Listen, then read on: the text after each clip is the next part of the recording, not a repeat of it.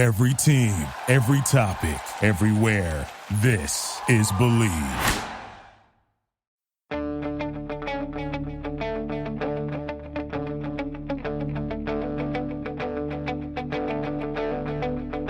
Ich warte seit Wochen auf diesen Tag und tanz vor Freude über den Asphalt. Als wär's ein Rhythmus, als gäb's ein Lied, das mich immer weiter durch die Straßen zieht. Komm dir entgegen. Hello and welcome to Gegenpressing, the German football podcast from the Football Grad Network. I'm your host, Bryce Dunn. And, as always, we'll jump in with the results over the weekend. On Friday night, we've seen Hanover pick up a much-needed victory over Wolfsburg 2-1. Going into Saturday, Hoffenheim fielded their oldest Bundesliga side in Bundesliga history, a rather recent one, yes, but oldest in 26 years old. Impressive. But winning 2-1 against Wolfsburg. Bremen then lost at home to a very exciting Gladbach, seeing Lars Stindl get his 250th appearance. Freiburg scored a rather consolation goal as Mainz managed to win 3-1. Dusseldorf 4-1 against Hertha Berlin after an early sending off. Nuremberg 0, Stuttgart 2. Yes, Stuttgart finally scored after 377 minutes of failing to do so. Late kickoff game, a game that we will be talking about an awful lot. Seeing Borussia Dortmund stay on top of the pile 3-2 as they beat Bayern Munich. The 99th Der Klassiker, eh? We'll be talking about that in depth. Sunday, we've seen RB Leipzig hammer Leverkusen 3-0. The curse of Manuel Veth continues, it would appear. Frankfurt, exciting as always, winning 3-0 against per season Schalke. Anyway, joining me, as always, is Chris Williams. Chris, how are you today? Very well, Bryce, thank you. Had a really nice trip to Celtic midweek, which is always a pleasure to go. Probably shouldn't have gone, Bryce. Wasn't feeling too well, but for 90 minutes, I was able to feel pretty good because the atmosphere out there is phenomenal, to say the least. I know we all like German football, but if anybody's got the chance to visit Celtic Park on a European night, I'd advise them to go and do it because the You'll Never Walk Alone was, as a Liverpool fan, probably shouldn't say this, Bryce, but it was probably the best I've heard in my lifetime. No way. Really?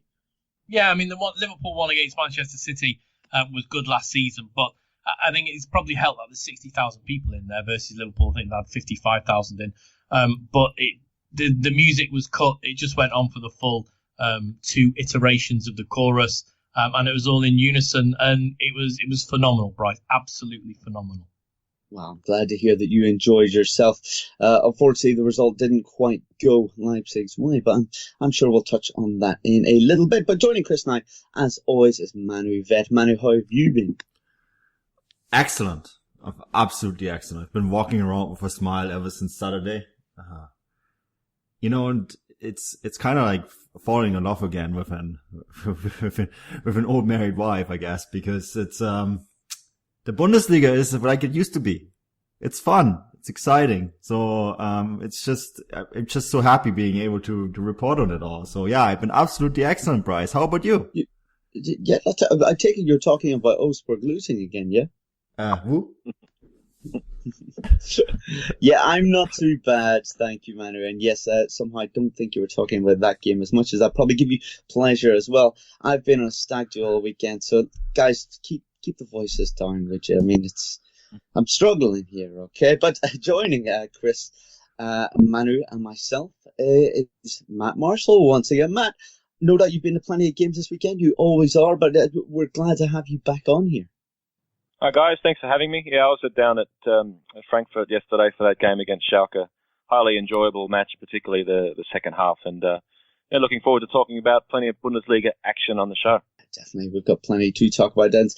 Yeah, let's not talk about the Wolfsburg loss, but yes, talk about what Manny was referring to about, and that was obviously that massive Saturday game in Borussia Dortmund 3, Bayern Munich 2. Yeah, rather exciting times. But Chris, a game of two halves, very much. Yeah, that's a good football cliche. I tried not to write that in my 2 points. I think I labelled it slightly different. Two very different halves of football, which is pretty much the same thing, isn't it? Yeah, it was a phenomenal game of football. And yeah, you're quite right. Two different halves completely. Maybe, I'm sure the other two guys will chat about this, but Lucien Favre went with Julian Weigl in midfield. Don't think it quite worked. When he came off and was replaced by Dahoud, I think that's when Dortmund really started to play some excellent football. But yeah, Bayern very much on top. And we've chatted, well, I'm going to say the whole of this season about how poor Bayern are, about how they looked lack of energy and maybe even any motivation. Well, when this game started, they looked like the Bayern of old. And I even put in my 5 thoughts. The only question when Lewandowski scored was why didn't it come sooner? Because they had been fantastic. They nullified Dortmund. They stopped them from countering quickly. And when Dortmund did counter, they fluffed it up. It was looking like Bayern were going to win this and maybe get back onto the top of the table in the next week or so. But yeah, the second half was, well, I think refreshing is probably the wrong word, but it was unbelievable match. I think two very different halves, and maybe at the very end, the right result. I think everyone can agree with Alexa, Manu, and yourself, and in saying that this is probably a good thing for the Bundesliga. It's going to make it more exciting, but I think, well, we're going to have to go to Manu and talk a little bit about this, and he's so delighted. But an interesting stat that I read was that Bayern have never come back at this stage of the season from being 7 points behind the leaders. Is this Dortmund's year, Manu? Well, we'll find out. I think my excitement is not necessarily just that Bayern are so far behind. It's one of the things that we talked about ahead of the season. One of the things that if we had a wish list, remember that, Bryce? We said is that we wanted an open league, and it didn't really matter who was going to be on top in the end. We wanted an open league. We wanted 4 or 5 teams to challenge for the title. And Dortmund are in the driver's seat. There's no doubt about it. I mean, they haven't lost a game yet. We're 11 games in, which is past the magic number of games that Chris earmarks, right? Every season. Don't look at the table until match day 10. We are now about a third in, and I think you can sort of look at trends.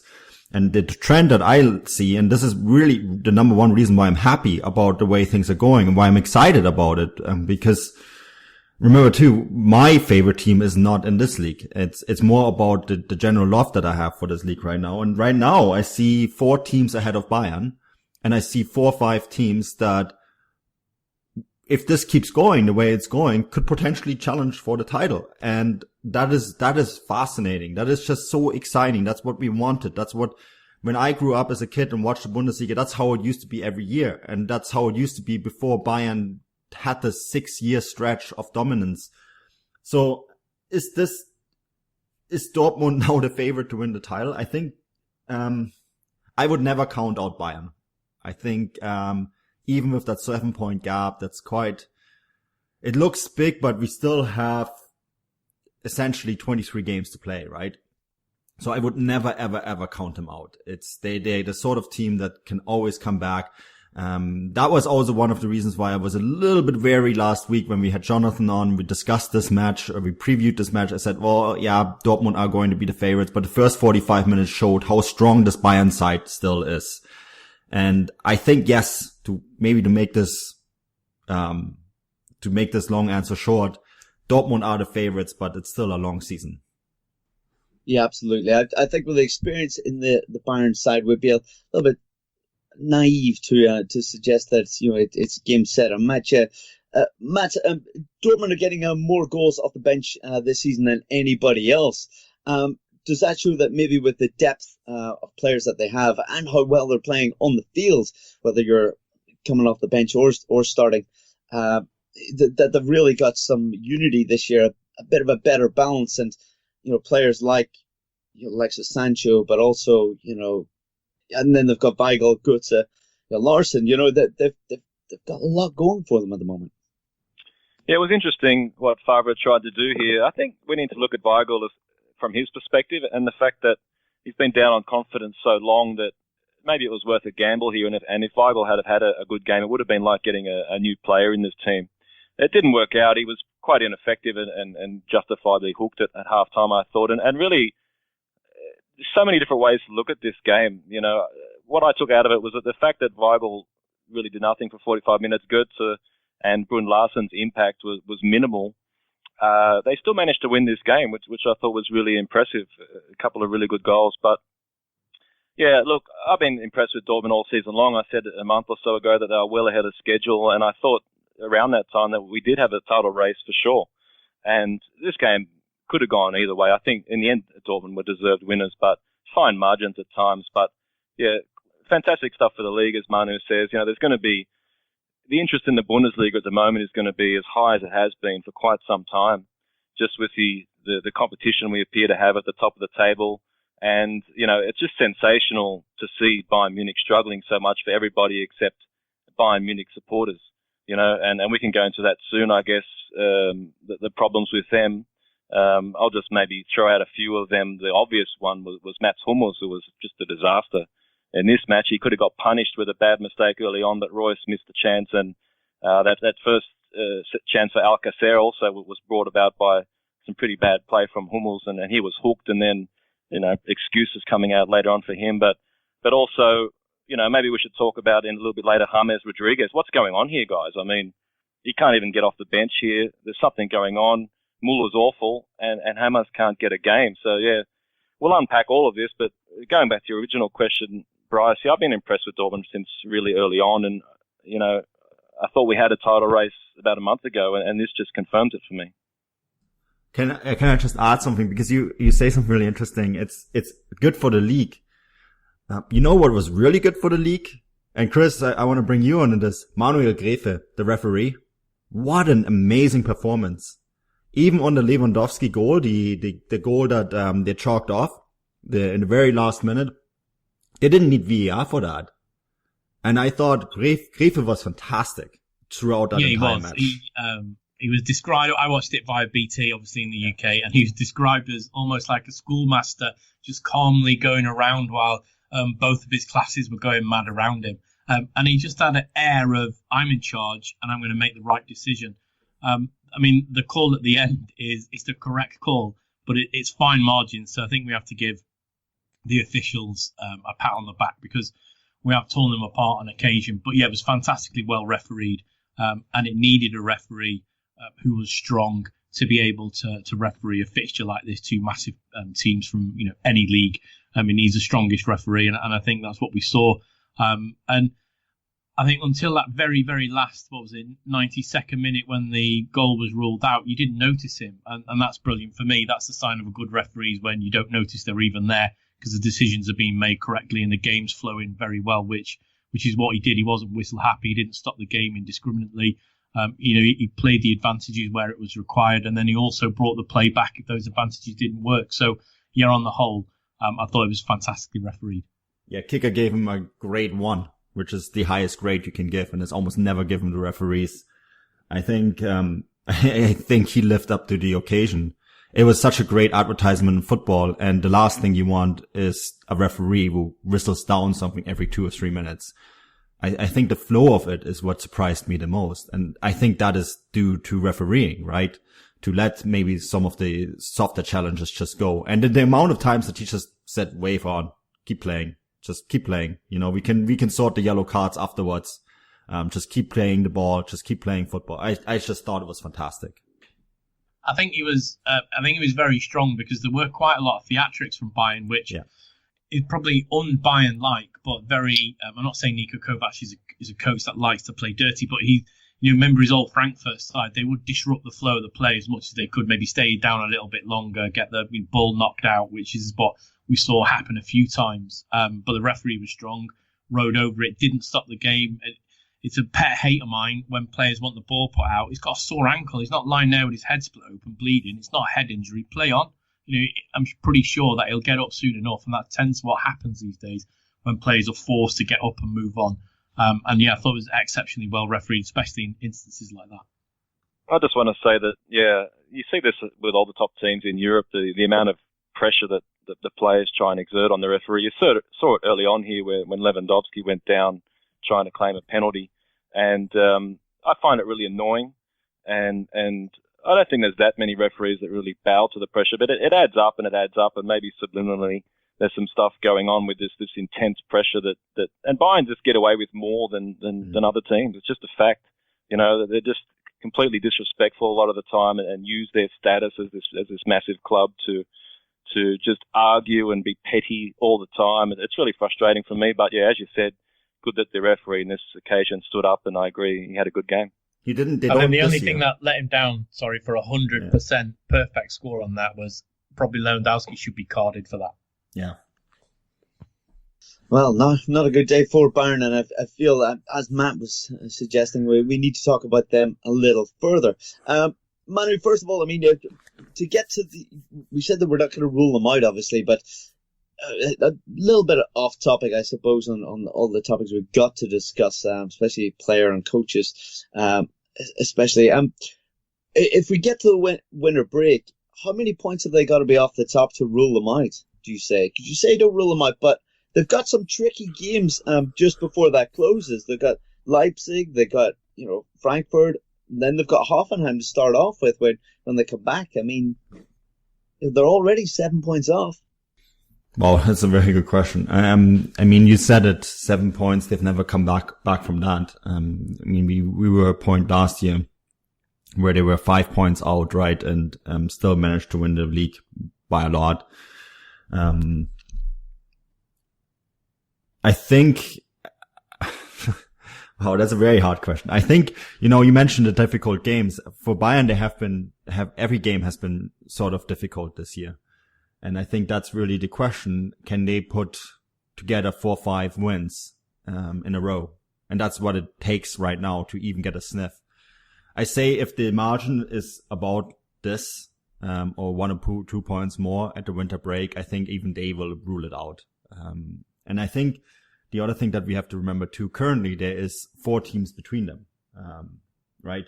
So did I say that right? 4 teams? Yeah, no, sorry, 3 teams between them. And that's another factor, is how consistent are those teams going to be? And we're going to talk about some of them in a little bit, but they have all been consistently getting points as well. So Bayern not only have to catch up to Dortmund, but they have to catch up to Gladbach, Leipzig and Frankfurt at the moment. And that is not, psychological, that's a lot more difficult than just chasing one team. So I think, if the points, the gap is about the same as it is right now, I think we'll be looking at a different title winner. I don't want to say it's going to be Dortmund because there's 3 very strong other teams chasing them at the moment, but we're probably going to be looking at a different title winner. And you mentioned the fact that they're still playing Leipzig and Frankfurt, but they couldn't get 3 points at home against Freiburg, Bryce. They have been better on the road than at home. The win against Athens was their first home win in 53 days, the midweek game. So, right now, it's not, this is another great thing about the Bundesliga this year. You can actually turn on a Bayern game, and the last 2 years when we covered Bayern, it was basically just how big would the scoreline be for Bayern? And now we're saying, well, could Mainz maybe get a point? Could Freiburg get 3 at home against Bayern? Could Düsseldorf upset the apple cart and beat them? This sounds crazy, but we're actually there where we can say that some of the smaller teams can take points off Bayern. And that's, I think, another really fascinating storyline that's developing. Yeah, absolutely. It's exactly as you said it. This is what we wanted going into the season. Chris, let's talk a little bit more about Bayern, but about players as well. In Mats Hummels, not a great day for him, but he claims that he had a head cold and that affected his performance. What exactly is going on in the Bayern camp at the moment? Well, there's 2 questions there. Has he looked for an easy way out with an excuse?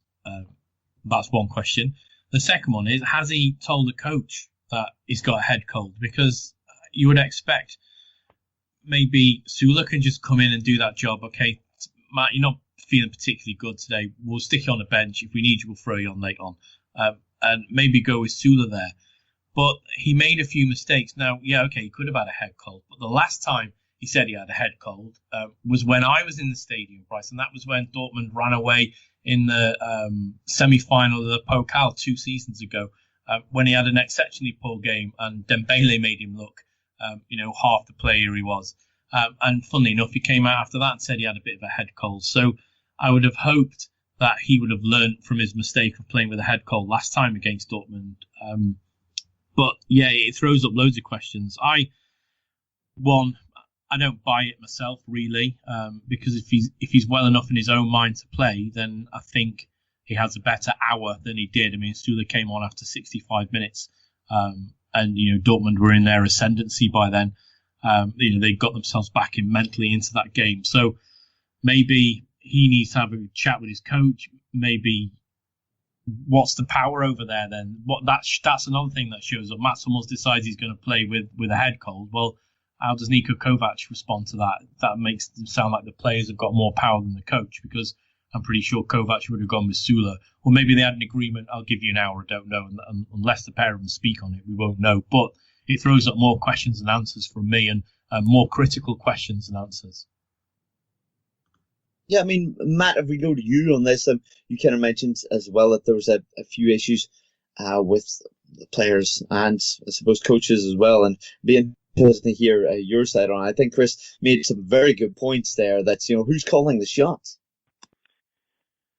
Yeah, it's really interesting. I thought the forward players, Ribéry was really strong. He was giving Piszczek a lot of problems, and Sancho had to sort of worry about him as well. And Sancho didn't start off very well, but grew into the game. But I thought Gnabry was quite good, and Lewandowski was solid as usual. But Thomas Muller is just in terrible form. He's almost like a passenger, really, at times. And as I said, if you compare that to why Hammers can't get a game, there's something going on with that for me, and it's not looking good for Kovac. Goretzka looks a bit kind of unsure what he should be doing. I really think they're missing Thiago, to be honest. But yeah, Hummels was just a disaster in this game, excuses or not. I mean, the mistakes he's making and the alarming lack of pace is really, really bad, because he's never been hugely quick, but he's just usually so smart. And anticipation is so good that he can be in the right position at the right time, but nothing's happening for him, especially in this game. Manuel Neuer wasn't particularly good, and it's just looking like a lot of the concerns we had pre-season are coming to fruition here. And Niko Kovac is under huge pressure. Like, I'd like to explore this James Rodriguez thing. Like, I don't really read too much news, but you guys might know more than me. But I heard a few whispers that he's not really happy, and you can see why. Manu, you got any clue on Hummers and how he can't get on a minute of game time in this match? Yeah, he's in a bit of an open dispute with Kovac. So that would probably explain it. I'm a big Hummers fan, and people who listen to this podcast know we voted him the player of the season last year. I think he is a magnificent player. And you are quite right, Matt. It's mind-boggling that he doesn't get a game, especially when you look at the setup, right, that Kovac chose for this one, and Müller playing behind Lewandowski, but at the same time Müller was playing more of a number 8 role. And the big issue that I have, and this is with both Müller and Goretzka, in that they don't really fit into Kovac's system at all, the system that he's trying to play. And it's the same system every week. I mean, he hasn't really changed his system at all. He has never really experimented with the sort of lineups that he experimented with in Frankfurt. And that's a big one for me. Why is he not, changing the system to fit the players that he has? And that's one of them is Hummers. And for me, if you're so adamant to play in a 4-3-3 or 4-2-3-1, you have a playmaker in Hummers who can play perfectly behind Lewandowski. Why not utilize that? And then on top of that, and this is you mentioned this, Thiago isn't playing. That is the perfect time to play Hummers, because he's the perfect replacement for him, right? I think that when both James and Thiago play, the Bayern hold the ball a bit too much in midfield. Chris and I, we were at the DFB Pokal final, and remember, Chris, the one thing that we mentioned right away at that final is we had both Thiago and James in midfield, and the midfield was so slow. I mean, Frankfurt, every time they won the ball, it was like an ICE breaking through the center of the pitch because they were just so quickly able to overwhelm Bayern's midfield. And you see a lot of that this season, but if Thiago is out, why not play James? And that goes back to dressing room issues where James is basically not in agreement with Niko Kovac. And that basically answers the question, doesn't it? And it also shows the whole complexity of issues that are going on in Bayern's dressing room. I mean, one of the big things that we wondered ahead of the season is, can Kovac handle this dressing room? Good. We said, well, he won the cup. He was able to walk into that dressing room, Bayern's dressing room, and say, look, guys, my team that I coached last season beat you guys in the cup final. So we're doing things our way, but it's not working for him. You know, it's like anything that he's doing is being challenged. Like the fact that he makes his players bike after training. That's being like a big political. James Rodriguez, big political situation all of a sudden, right? Thomas Müller not playing well. All of a sudden, that's a big political issue. So it's like he's going in there and he can't really do right. Whatever he does, he just can't really, he just doesn't seem to be able to get that authority stamped on the dressing room. And James Rodriguez is a great example for that, Matt. Yeah, I think it's symbolic of what's happening here. I mean, as soon as they went 3-2 down, he brought in Renato for Gnabry, but then it took another almost 10 minutes to take off Muller, and he brought on Sandro Wagner. Yeah. So this is down on Kovac to fall out with James, and if it's due to these, long-time stars at Bayern that whinge every time they're not getting game time and whatever, then that's on Kovac, and that might be one of the main reasons why they're struggling down on form. All those games leading up to this one were against mediocre, relatively, opposition. They're always going to win most of those. They couldn't beat Freiburg, but yeah, I think this is symbolic of the problem at the moment. Simple as what's happening to James and why is Muller playing so much. There's something that I maybe want to add, and it's a little bit of the defense to Kovac, is that ahead of the season, usually ahead of every season, the new Bayern coach gets a couple signings. All the signings are made by management.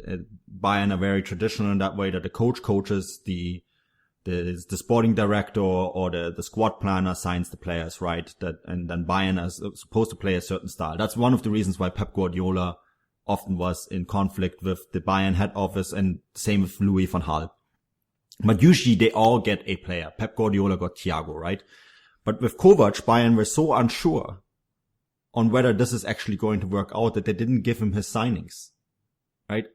And he wanted Rebic and he wanted Vogt from Hoffenheim, because with Vogt he could have played with three in the back, and with Vogt he would have had more speed in defense, and that's something that they're really lacking. I mean, Boateng didn't get nominated for the national team because feeling wise, I feel like he's been playing every single game with an injury, or a lingering injury at least.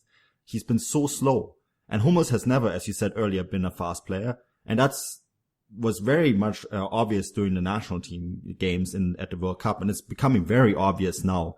I'm actually surprised Hummels got nominated for the national team, because there's a lot of other young, good defenders in Germany right now that can give a lot more speed and are better players when it comes to three in the back, which seems to be the system of the future.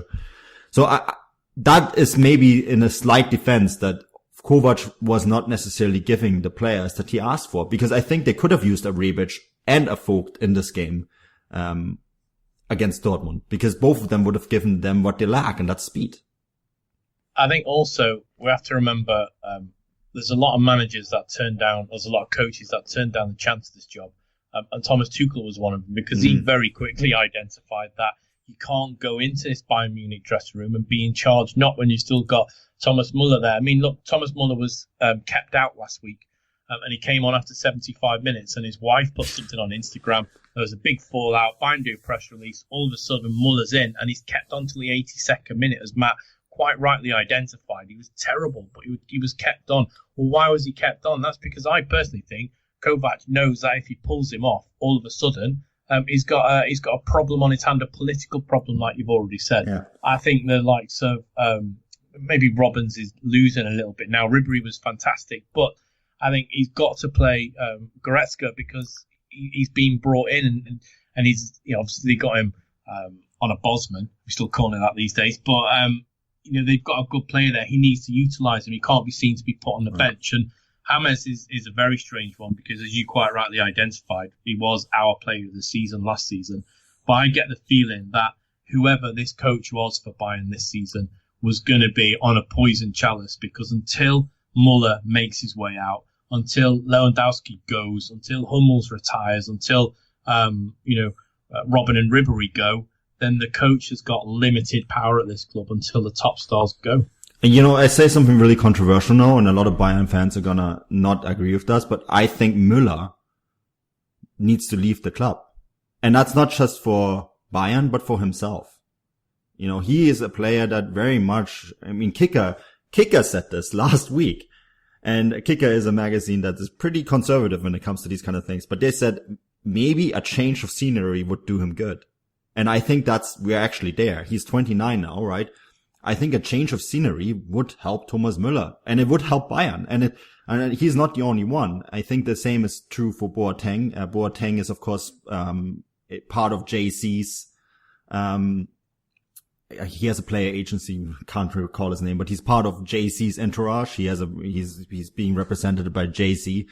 And I could see him, this sounds harsh, but I could see him maybe go the brand route and go to the United States and play in MLS. I think that would actually be better for him, because I can't see, his body is so broken. He's such a fantastic defender, but he can't get, every time he goes into a sprint, and I watched the Athens game, and he went into 2 sprints, and then all of a sudden, he was limping. It's like his body cannot hold up anymore. So I think there's like a couple players in there, and it would be almost better for them to move on. Not just for Bayern, but for them to just make a break. And it's almost like they need that real clean break, top to bottom in that dressing room, and just rebuild and just bring in fresh faces, young and hungry faces, and just, instead of like saying, okay, we're replacing this player here, we're getting that player out there. And it's just, I think a clean break would almost do them better. Yeah, well, guys, Matt, you've obviously said previously that you think that Kovac has to stay till the end of the season, really. But do you see that even being the case? Do you think Kovac will actually make it at this stage? Honors has even come out and said that they won't be making changes in the winter. Is this just like Manu? Maybe they don't have confidence in the coach. They think it doesn't matter, let's write this year off and make the changes come the summer. I'm not sure, mate. Honestly, I didn't have that much of an idea how long the hierarchy would stick with him if it continues to kind of go downhill. With these situations, you'll always have to look at possible replacements, and if you're limiting yourself to someone who speaks German, then you've got a very limited pool to select from. Last year we saw Heinkes bail them out, and he's not available to do that at this time. So it's really interesting what Rummenigge and Hoeneß are thinking. Who knows what they're thinking, but maybe they're looking at this Hammers thing and wondering, what's going on. But they seem to be so out of touch with a lot of things.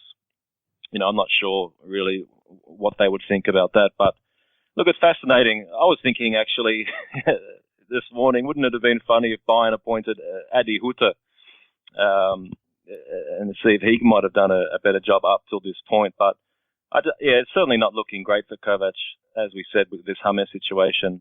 For me, there's a lot you can read into that, and we've talked about more at length. So who knows, Bryce? We'll just have to see what happens. But if it continues to go downhill and they find themselves out of the top 4 and losing more touch with Dortmund, then you'd have to think they would have to act. But as I said, who they bring in is a big question mark. Well, who they might be identifying, as I said, if you're looking at German speakers, who's out there? Well, guys, I'm going to put the question to all three of you. We'll go around. We'll start with Matt.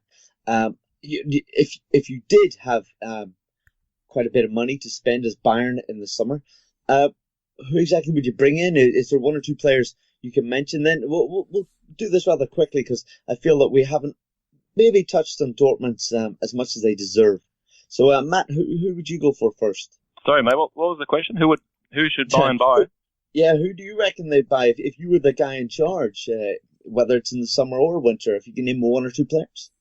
Okay, interesting that Manu mentioned Ante Rebic. Obviously, he has with Kovac, but look, who they want to buy and who they can buy are two different things. Like, none of these clubs in the top four at the moment are going to allow them to take any of their players. Certainly, in the winter window, I'm sure they've got their eyes on some players for next summer. You know, they've been piling their cash up and waiting to make some moves. They tend to look for these players from the Bundesliga, don't they, and poach players from the other competition. So interesting. Honestly, I wouldn't have a clue, mate, who they might be looking at. Whether they really think, as Manu suggested, that Muller is that far out of form, and these problems that appear to be happening in the dressing room and politically are so bad that they have to make this move. It's such a huge call. And as I said, I'm not sure that Hoeneß and Rummenigge are that in touch at the moment that they can make it. They were pretty swift to chop Ancelotti, but that was because they knew that Heinkes could come in and kind of steer the ship in the right direction. But as I said, they don't have that to fall back on. But players, I wouldn't have a clue, mate, honestly. You know, we have to remember that Coman is going to come back, Thiago also. I'm surprised Kevin Vogt, I don't see him as a Bayern player. I know he's pretty good, but I don't see him at that level. You know, so anyone's guess, mate. I don't know. Maybe ask Chris. He might have a better idea, but I just don't see anything happening in the winter window that's going to be significant, because the players that they would want to attract are going to be all cup tied. Well, yeah, I think we'll go to Chris on that one. I mean, I was even trying to think of some suggestions, but I think there's so many areas that they possibly need to cover. Chris, rather quickly, I mean, can you think of a player or two that you'd maybe go to as Bayern? Okay, I'm pretty much in the same camp as Matt, where you can identify players. I mean, you can just look at who's playing well at Dortmund. Sancho, well, he's not going to go. This is Bayern's problem now. I don't think Bayern know who they need to get, because look at who they signed recently. Süle, Rudy, Goretzka. I don't really think they know what they're doing. They're just going, oh, he's played quite well for Hoffenheim. Yeah, we'll have them too. Because they won't spend the big bucks abroad. And, I was at Dortmund the other week and chatting to those guys there at Dortmund. They identified that they've got a problem trying to get people to go to the city of Dortmund, because it's a very industrial city and they don't pay as much as England or PSG at the moment. So I think Bayern have that problem. Who wants to go to Bayern Munich at the moment? Because everybody can see that they're pretty much where Manchester United were a few seasons ago. They're a great club, but they seem to be on a little bit of a downhill, and you're not going to get players who want to go to that unless you're going to throw stupid money like Alexis Sanchez wages at players, 300,000 euros a week, and that Bayern will not do that. So they've already limited themselves, and I don't think there's anyone in the top four around them now who will go, actually, yeah, I'll go to Bayern. That wasn't the case a few seasons ago. Hummels, Lewandowski, this is the next logical step for us to win something. I think Bayern are on that much of a downhill now that they're an unattractive side. So look at anyone, Rebic, great player, Jovic, great player. Why would they want to go to Bayern? Because they're playing in a phenomenally exciting Frankfurt side. Yeah, if you look at just particularly from poaching teams in the top four, they would obviously take Marco Reus, but I think it's extremely unlikely that he would make that move. But there's just so many young, exciting players, not only in the Bundesliga, but in Netherlands. If you look at Ajax, and they got some tremendous young players coming through. But, if you want to look at what they've done recently and apply it to some of the teams in the top four now, Timo Werner is probably on their radar. Sebastian Haller, even. I wouldn't be surprised if he's on their radar. You've already mentioned Rebic. Gladbach, players just moved there. I'm not sure anyone else is really talking Hazard. I wouldn't really see it really to Bayern. And as I said, Dortmund has some really attractive young talent, and you can imagine that Bayern have got their eyes on them, but they're probably a little bit too young at the moment. But I'm sure, they've got their eyes on those players, and as they've done throughout the years, looking to also hurt some direct rivals in the process. Yeah, there was a comic in the Süddeutsche today, showed Watzke and Hoeneß speaking in the president's launch, and Watzke sort of making fun Hoeneß, and then Hoeneß pulls out a piece of paper and said, "Don't worry, we have a great shopping list for the summer." And then he reads the names, and it's like Pulisic, Brun Larsen, and Alcazar, etc., like all Dortmund players, right? I don't think it's going to be that easy for Bayern to get the Dortmund players. As for other players, I think that Munich, Chris, it doesn't have the same problems as Dortmund. It's a beautiful city. It's very close to Italy. It's a place that where a lot of rich and famous in Germany live. So I don't think they're going to have that same attractive problem. The one issue I've seen with Bayern, and this has been an issue throughout the history, is that they never pay a lot of money for players, right? I mean, their top transfer is Corentin Tolisso, who they paid 41 million euros. I reckon James will break that record when they trigger that exit clause. But that's really the fundamental thing. But I don't think that's what they need to do. I think they need to go the Dortmund route almost and think a little bit outside of the box. Sign young players that maybe are not on the radar. I think Alphonso Davies, for example, that they targeted someone like him. It's a good idea. But we'll see how it works out. But it's in general, that's the way they have to go. They have to think outside of the box, and they have to bring in young and exciting players that we maybe haven't even really put on our radar. I don't think star signings will fix it for them. I think they will have to go young. They will have to go really young, and it might really, not be what the Bayern fans want to hear, but it will be players that we don't know. And then when it comes to the players that I think they need to bring in a center back. I think we all know Pavard is going to come in from Stuttgart. So that's pretty much seems to be a done deal. So that's a good signing in my opinion, but they will probably have to bring in another one. They will have to bring in a left back and a right back. And I think they have to bring in an additional winger or two. That's basically my shopping list. Who those players are going to be, who knows? Yeah, quite the shopping list. It seems they have many areas to fix. But Chris, let's go to you. Obviously, someone that takes a keen interest in Borussia Dortmund, especially. I feel we need to speak about them before we move on to some of the other teams playing well. I mean, we talked about players coming in. Is it just as simple as Axel Witsel comes in and fixed? The club's fine, or what exactly is Favre doing that's making them just so good at the moment? I mean, it's not just the results, but they're fun to watch. They're exciting. Yeah, and Manu mentioned it earlier with the problems that Niko Kovac is having, and it's players to fit his system. I think what the Dortmund hierarchy have done is they've identified they wanted Lucien Favre.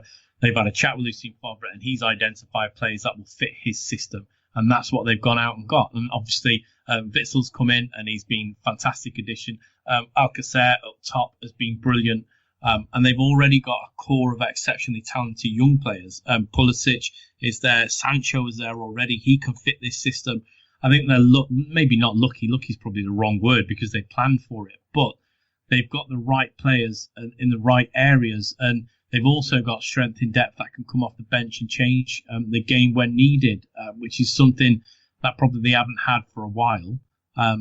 So I think you can probably say why Dortmund doing so well. It's because of the planning from those above, the fact they've got the right coaching, they're playing exciting football. And Matt mentioned it earlier, this is still an ongoing project and it's probably just ahead of time at the minute. So I wouldn't be surprised, guys, if we come back after the winter pause, maybe round about the back end of February, start of March, if this side has a little wobble because they're getting a little bit tired or the cohesion's not quite there yet, and maybe they'll let the others back in. If we're talking Bayern completely out of it, well, Dortmund have got to go to the Allianz. If they get beat there, that 7-point gap all of a sudden starts to, falls to 4, and you can pick up 4 points really easy from the rest of the league, even if you draw here or nick an odd win there.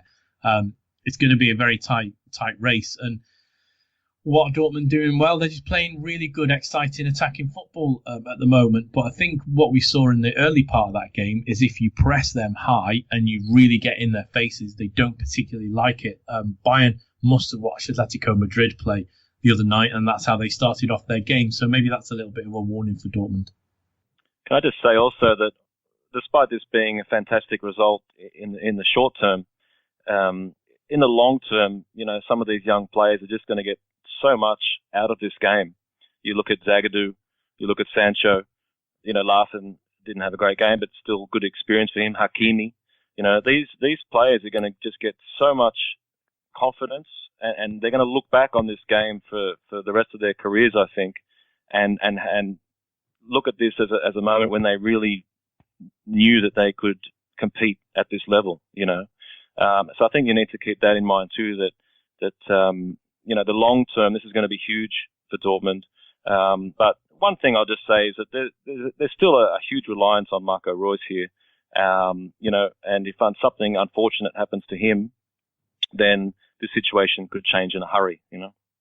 What about you, Manu? Have you got anything to add about, the singing of the praises of Dortmund, but also the concerns that maybe Matt raises?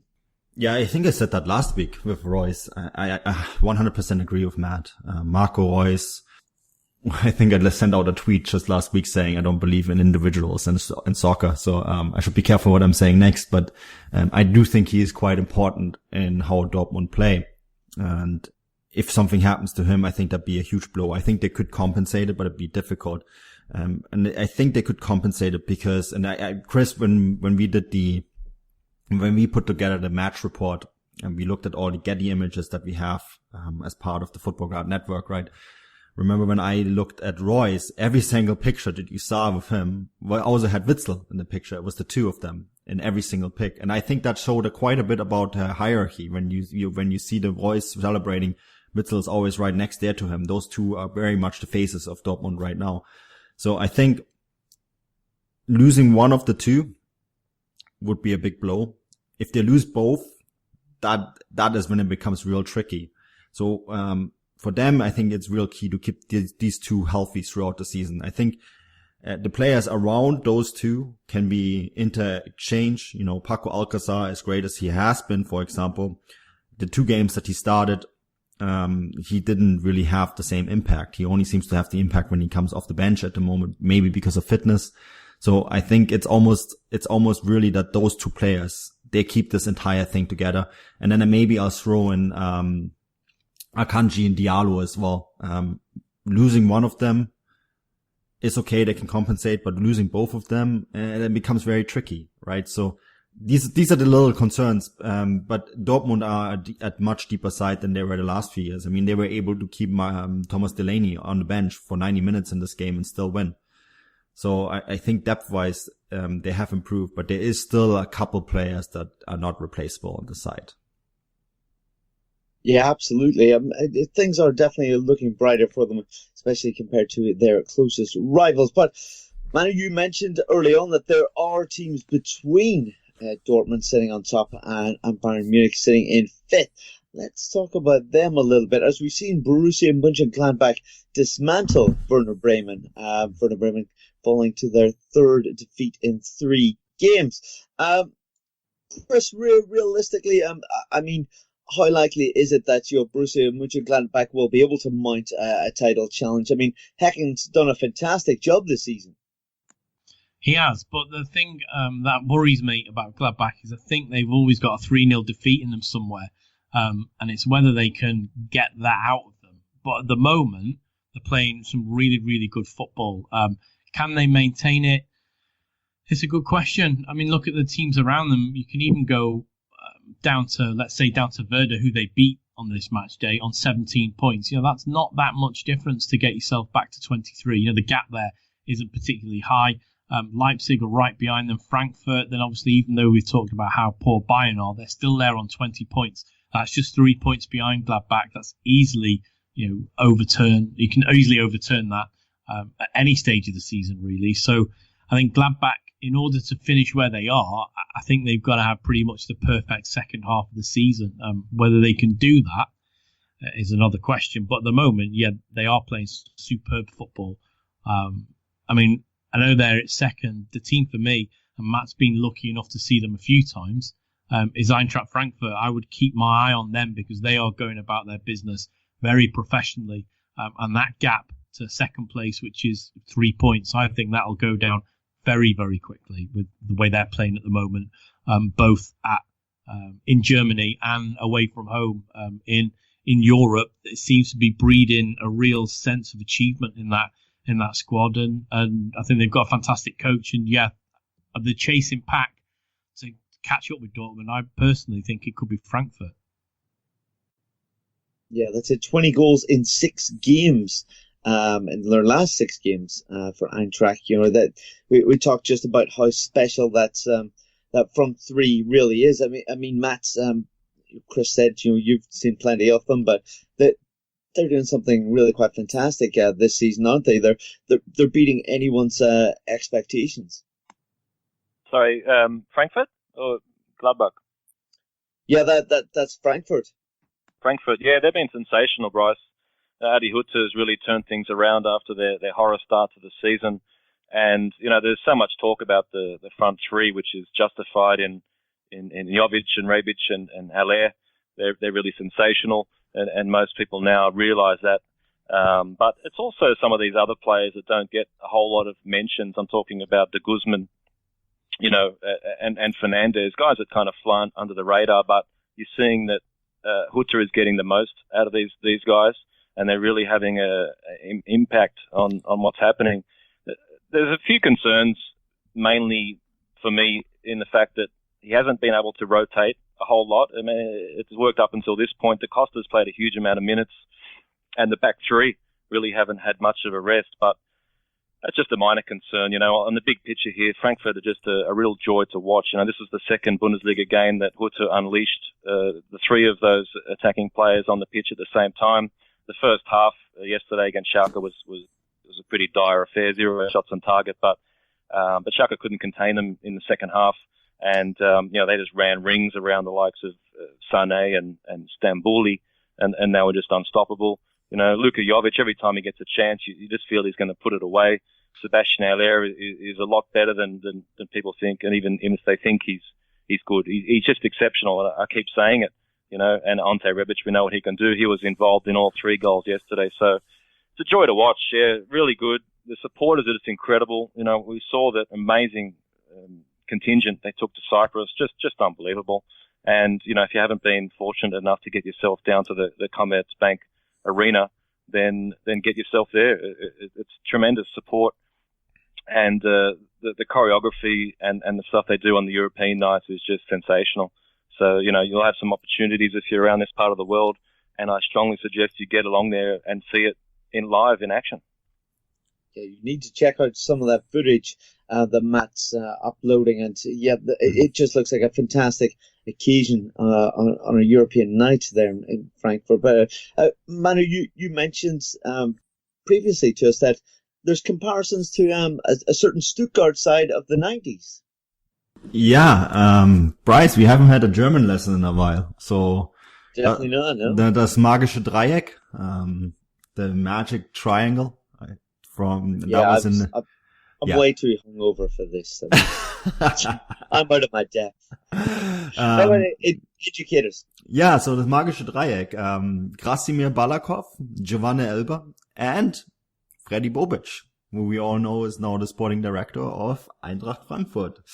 They were the magic triangle of a Stuttgart side that was phenomenal in the 1990s, 1994 to 1996 until Dortmund poached Bobic and Bayern took Elber. Those sort of things. That's how things go. The big ones always take the best players. But until that moment, they played some fantastic football. And das magische Dreieck has been, of course, there's been a lot of headlines now used to describe those 3. I think there's a slight difference. Das magische Dreieck in Stuttgart had Balakov, and Balakov for me was a typical number 10, and I don't see that with Jovic, Rebic, and Haller. Rebic is like a power forward. Jovic is more of a Falcao kind of striker, and Haller is a holding player. The 3 of them have magic chemistry, but it's not quite the same. But I like the comparison because it really it encompasses the way that Frankfurt in general play. Hutter has really managed to get them to that next level. And shout out to Stefan Buschko who tweeted out the table and said the Kovac effect, right? Pointing that Bayern and Frankfurt now have switched positions. It really shows how good of a job Hutter has done in Frankfurt. Well, let's just be clear also how good the boardroom and the backroom, people making the decisions here at the top level have done, not only to recruit Hutter, but when you look at the prices they've paid, I mean, it started last year with that Marius Wolf unbelievable transaction, but when you break this down, it's just ridiculous. You know, Sebastian Haller, they only paid 7 million. You look at Jovic, you know, Benfica's loss is going to be their gain because they're going to pick him up for, I think, 7 or 8 million. You know, Ante Rebic, 2 million. You know, Lucas Toro, who's a really good player. They've been doing well without him, but he'll be really important when he comes back. 3.5 million. You know, it's just unbelievable what they've done. Evan Ndika, 5.5 million. So it's just incredible what the scouting network have been able to achieve here. And, you know, credit to the people up the top signing the checks and pulling the trigger. They've made it happen. And as I said, you combine that with the managerial appointment, and it's very similar to what Dortmund have done. They're getting it right on and off the pitch. Maybe Bayern should have signed Bobic instead of Kovac, you know, sporting director. Yes, just throwing that out there. Well. I feel that we're a bit short on time, so Chris, let's go to you and talk about RB Leipzig as well, who are having a very much a positive season as well. I mean, they're sitting in third. Obviously, the Europa League, that's a little bit more tricky, and they fell to Celtic in Glasgow, but they finally righted this whole we play in Europe and then we lose at the weekend problem that they had. They seem to have righted that. And league-wise, anyway, things are looking pretty good for them this season. Yeah, well, obviously, excellent result on the weekend. I mean, if you look at who they had playing, though, it's a much stronger side than who they put out against Celtic. And I had a chat with a Celtic writer after the game, and he was a little bit shocked by maybe Ralph Ragnick's press conference. He was very grumpy, is probably the right word. He cut down a female journalist from the Leipzig paper mid-flow. She asked, are Leipzig unable to deal with big atmospheres, and pointed out that the occasions they played in big stadia across Europe, they've had a little bit of a wobble. He cut her off mid-flow with just a 9, and they moved on to the next question. So he's very grumpy. But I said that for me, I feel that Leipzig going into Champions League last season and then dropping into the Europa League, I feel this is a bit of a non-competition for them. I don't think they can win it. So therefore, I don't think they're taking it seriously. So I think you can knock out the Europa League. I particularly don't think they'll get through, because I don't think Ralph Ragnick wants them to get through. I think he can identify this season that the league is as open as it's ever been since Leipzig have been in the competition, and they've got a good chance of finishing second or even third at the moment. Or if they can put a good run of games together, maybe they can even challenge Dortmund. So I think we'll see Leipzig's strength be played out in the Bundesliga. And yeah, this was an excellent game again, and Poulsen was excellent. You know, Manu had him as his man of the match. And yeah, I fully agree with that. And Leipzig are an interesting proposition to watch, especially at home, because when they play the football the correct way, the Leipzig way, it's really fascinating to watch.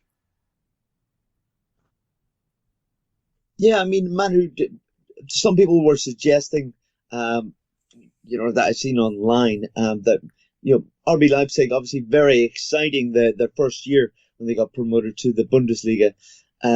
Pushing Bayern and, especially for the first half of the season, but maybe they tailed off. Maybe things weren't as exciting. They weren't as explosive as we hoped that they would continue to be. Would you say that this season is them kind of going back to that, especially domestically?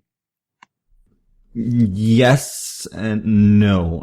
They are exciting to watch. They have only lost 1 game in the league. I still think they're going to go through in Europe too, because they only need to win their last 2 games, and they should be able to beat a team from Norway and a team from Austria. So I think they can do it, even if they pull out a second string side. But yeah, I what surprises me the most is the defense. I mean, they have the best defense in the league, and that's how titles are won, many argue, right, with the best defense in the league. And I think of all the teams I see in the top 4, they're the most likely to challenge Dortmund, simply because they seem to be getting the results every week. And they have been identified by many as the team to finish second. Many have disagreed on who's going to finish first. We're not going to discuss that today, for obvious reasons. But I think that Leipzig could be, maybe we'll see a title race completely without Bayern. Maybe it will be just Dortmund and Leipzig. That's very much possible. Yes, indeed. Very exciting. And as Manu said earlier in the podcast, it's nice to have an exciting Bundesliga and a competitive one, isn't it? Could I just jump in on Leipzig just quickly? Of course you may. Yeah, I just wanted to say that I mentioned earlier in the season that, I had faith in the fact that Rangnick would be able to figure this out. And I think he's done that. I mean, there's so much rotation he's done here and so many players playing in a variety of positions. And I'm really impressed with what they're doing. As you said, Manu, their defense has been astounding. 7 out of the last 8 matches in all competitions have been clean sheets. And they're playing really exciting football, really good attacking football. A lot of players are contributing, and I think there's certainties to stay in the top 4.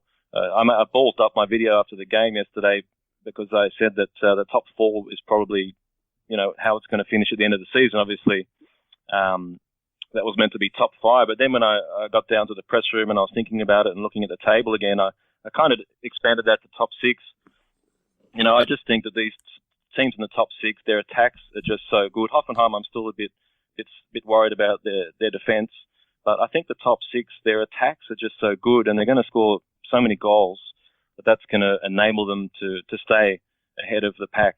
I just think now that I've been waiting for the moment to call it, but I honestly think it's time now to say that Leverkusen and Schalke are going to be extremely, extremely lucky to get in the top 6. They're going to have to win a massive amount of games, and these other teams are going to have to slip up. And, I just don't see it happening. That's just the way I see it. But, I think that what Chris mentioned earlier in the season, and Manu brought it up, that this 10-11 game mark in the season is a good time to start seeing trends and things. And I just think all the teams underneath the top 6 are just going to be so inconsistent. And as I said, teams in the top 6 will just score enough goals to keep them there. Yeah, well, nicely put. Matt says it's going to be an exciting season, hopefully, for all the Bundesliga fans going forward. Maybe not Bayern, but anyway, guys, I think we've more or less ran out of time after covering that quite intensely. But I'm going to say this just before we go, and that team of the week is not going to go to Borussia Dortmund. I'm going to give that to Cologne. FC won. Yes, it won. It won. Unbelievable, eh? Just thought we'd touch on that just before we go. Sorry, that's about it, though. There's your player. I think Bayern needs to buy Simon Terodde. That's the answer to all the problems. Well, the only thing is for Terodde, if they get relegated, he'll certainly score a lot of goals. But well, I don't know about this. But here comes Johnny. God, okay, Cordoba, he could be one for them, maybe. Maybe not. Anyway, guys, I think that does it. Matt, what have you got coming up maybe this week, or that you'd like to draw people's attention to online? I would be looking at the under-21 European playoffs. There's 4 teams there battling for the last 2 spots in the European Championships that will be held in Italy and San Marino in the summer. That's what I'll be focusing on anyway. And I'm looking forward to a huge return for the Bundesliga, hopefully attending 3 matches on match day 12. So, yeah, stay tuned for that. Busy as ever, Matt. Chris, what have you got coming up this week, or anything you'd like to draw people's attention to? Nothing. It's international break, which means I'm going to put my feet up. It's been quite hard rhythm the last couple of weeks, so I'm going to enjoy a little break of the international variety before I then go to Paris. I've that confirmed that I'll be at PSG Liverpool for football grads, so that's my next real big personal movement. But yeah, like Matt, just looking forward to the league football coming back after the international break. Lovely stuff. And Manu, you also mentioned that it's rather busy times of recent. You're probably looking forward to the international break as well, but what would you like to draw people's attention to? Yeah, we're going to have absolutely everything covered when Germany gets relegated from the super important UEFA Nations League. That's going to be our main focus. We're going to completely cover that. Every single moment of the cheers and breakdowns of getting relegated from the UEFA Nations League a historic and wonderful, long traditional competition that we care so much about. Yeah, that's going to be on Football Grad. Don't worry, I look forward to covering that in depth in the next podcast with you. Yeah, thanks for tuning in as always to everyone. If you need any more football information, you just head over to @FootballGradLive. As we always say, there's always tons on there. Even if the guys have their feet up, they're never that quiet. Thank you for tuning in. I've been your host, Bryce Dunn. And yeah, that more or less does it. And hopefully you enjoy the international break. Auf Wiedersehen.